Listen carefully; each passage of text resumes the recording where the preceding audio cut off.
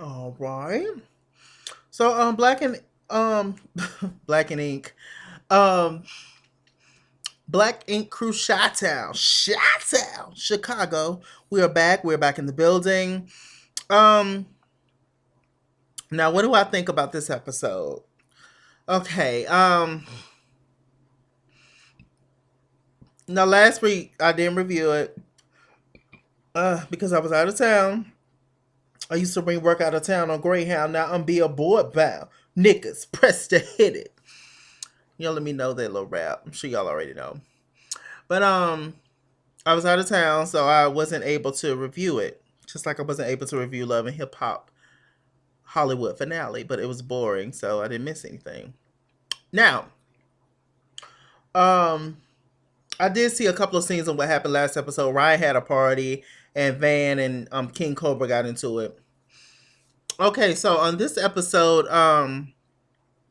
this was kind of a kind of somber, down type of episode because in Chicago, they just recently had 69, 69 people got shot. Well, on the show time, and when the show airing and everything. I know it been happened. We're just now seeing it, whatever.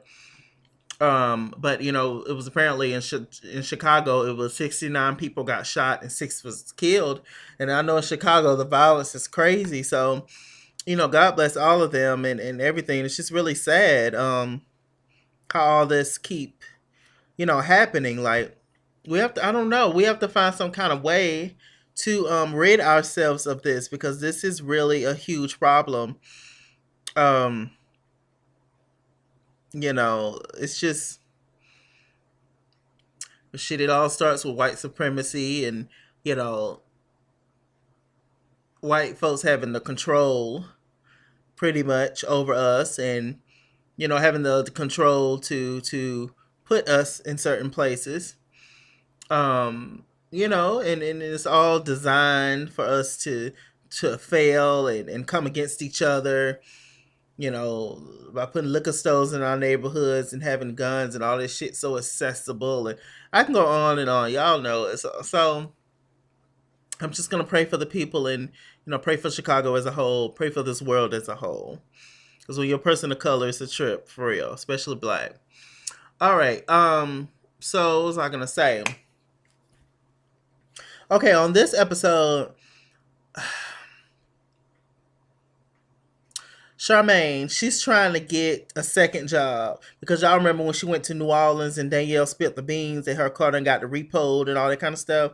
So she's trying to get a second job because Mag ain't paying enough. You think? Why didn't you stay your ass at that corporate job and then work at Mags on the weekend? I still don't understand that. What was she thinking? Charmaine's really not well in the head. I mean, really, such a smart girl, and she went to a great school, and it's like, God, sis.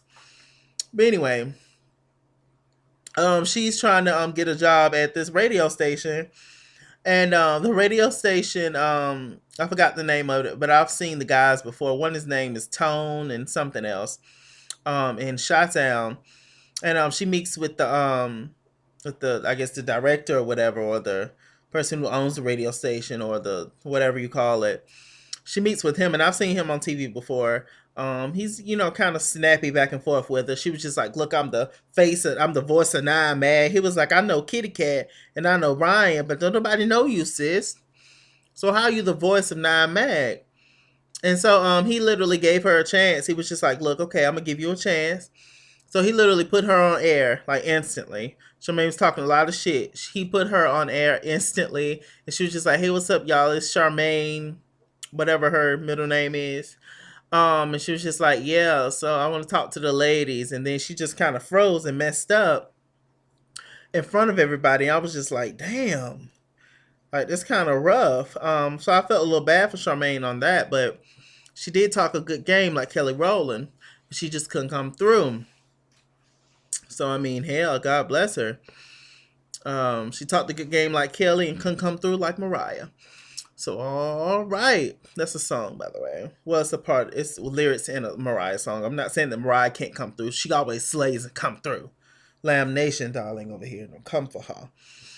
But anyway, so they had that whole scene, but the episode began. So God bless Charmaine on trying to find another job. Okay, so it opened up with them, cooking, having a little cookout outside the shop. All the whole nine mag is there. Besides, I believe Don, and they're there, and Junior, the new guy there, he's chilling, he's vibing with the guys and the girls really good. Danielle didn't really like him at first. Van didn't really care for him at first, but they like him now because he's a cool dude. And then all of a sudden, here comes Big King Cobra. She comes over and she was just like, you know what, guys, just feel like y'all kind of hating on me or whatever. All of a sudden, she gets into it with Van, and she was just like, especially you, Van, how you came at me as a man. You shouldn't have came at me that way. And Van was just like, you're disrespectful. And, the way that you came at us was rude. You just got here, like, earn your place. Now, I completely understand Cobra and her not wanting her clients to get the damn hepatitis C. But damn, how nasty you think these niggas is? Like, for real. Like, she's really like I understand, but it's just all about the way that she did it. Like, cleaning up after them and like cleaning up in their face and instructing them on how to properly clean. That's where you went wrong, sis. You really did. Like, you could have handled that a better way. It was just the way that you did it. But I understand you being clean and wanting to be clean. But yeah, you can't get mad, sis. I mean, it was bound to happen.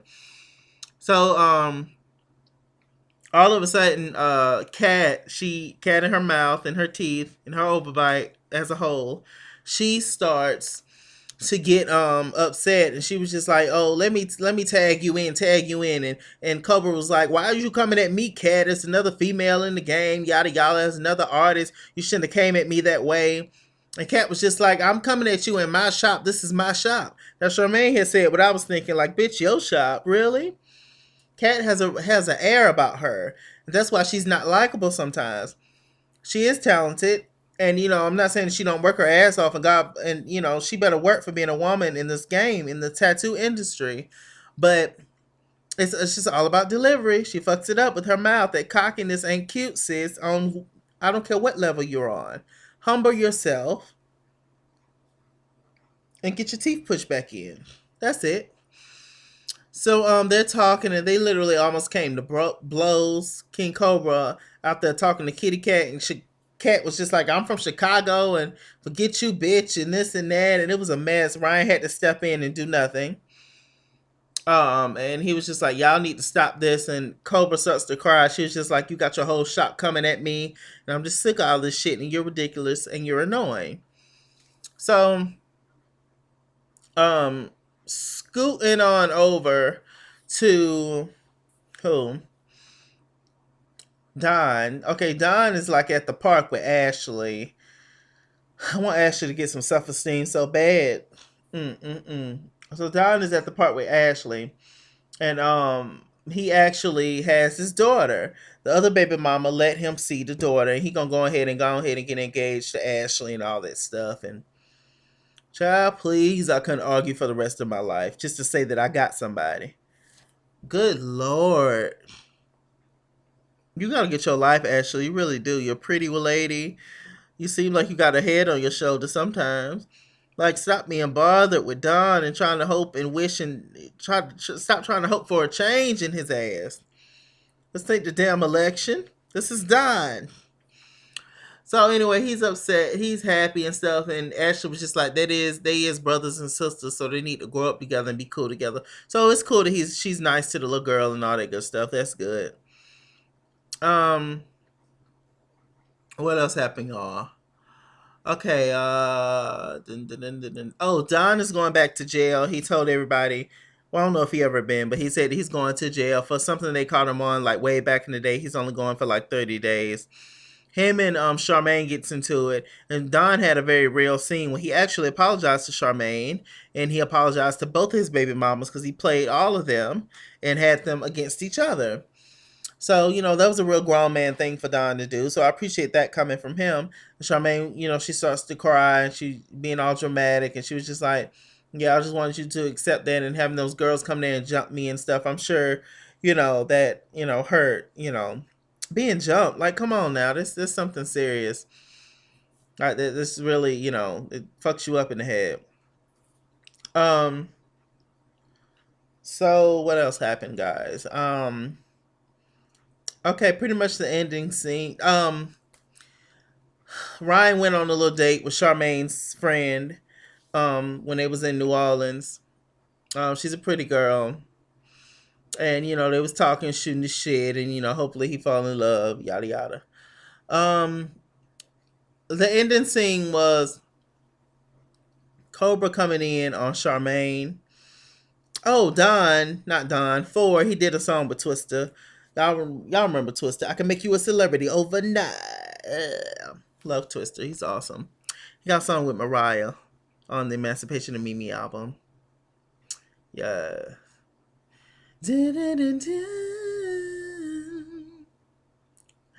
That's on the deluxe. Yeah. It's a cute song. I like the song. Anyway, um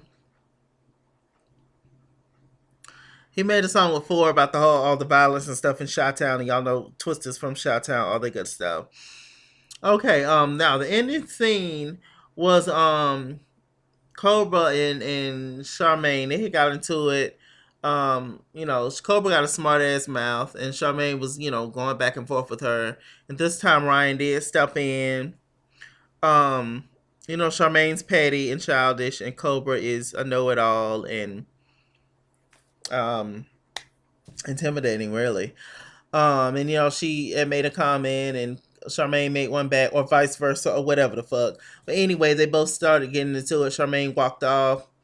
Cobra had some guy outside the shop, and he was kind of taunting Charmaine, or he handed her keys to get in the car. Charmaine drove off or whatever. And Cobra was just like, I'm just sick of you not defending me. And Ryan was just like, look, you turning everybody in my shop against me for you. Your ass just got here and you got to go.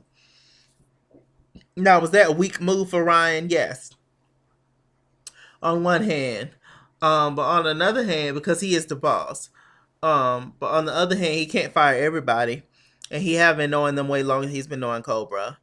So it was just all about the way that you did things, Cobra. I felt like they could have possibly been cool with you, but you came in like a know it all, and that you done did it all, and that you're the best, and then not even speaking to them and going in there and cleaning up their shit and teaching them how to clean properly, and just being. It was just the way that you did everything, sis. I understand, but damn, for them to get hepatitis C, you serious about your shit. But she also did have skin cancer at one point, so I understand. I'm kind of back and forth. I'm a Libra. This is what I do. I see both all sides of things. So I'm kind of she's leaning this way, he's getting leaning that way. But ultimately, is it Cobra's fault? I feel as to why she's not at 9 Meg.